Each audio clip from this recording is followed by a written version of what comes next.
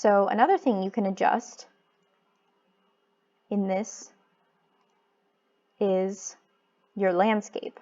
So if we select landscape, you can see you get this great big green field. And what that is this floor right here, except uncreated. So you can change how it looks. That looks really big right now. But if I change that to smaller, 63 by 63 is the amount of quads it has. Quads is this square right here. So change it to 7 by 7, and that's a lot smaller. You can see the whole thing now. You can also change what the sections are like. I could also make it 2 by 2. It's pretty big. Change it back to 1 by 1. You can also change the number of squares that are in there and the resolution. And if you hit create or fill world, it will create this new topology for you, this new land that the player can stand on. And remember, if you ever do something that you don't want, this little yellow arrow right here will restore it to what it was before. You can also change land that you've already created right here. So if I had added that land, I could have taken it away, added more to it, and moved it around. You can also sculpt it. So if I had added that land, I can change it to fit what I want it to look like. So let's add a little 7 by 7 piece.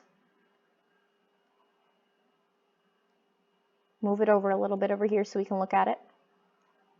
Let's just say I created that right there. So now I can go over to the sculpt option and I can change this to make it look however I want. So say I'm making a mountain range scene.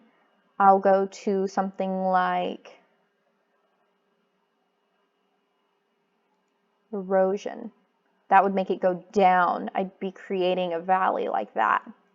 And now we have a little bowl and we can go up the mountain.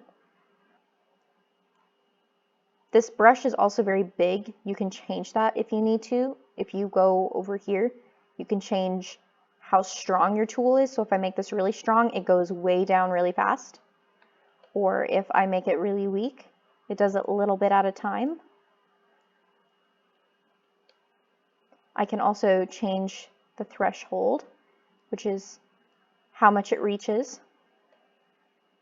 And I can also change things like noise and brush size. Brush size is important. Our brush is very big right now. So if you wanted to make little details, like you wanted to make a spot right here, you could do that.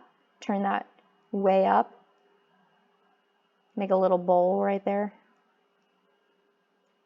Like that, but it's smaller than the one we just made because we made our brush smaller.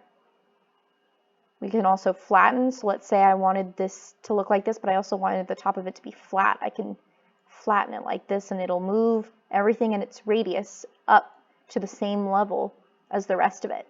And that'll flatten it like this. So say we wanted a cliff right here. We flatten this spot right here and we have a little cliff view.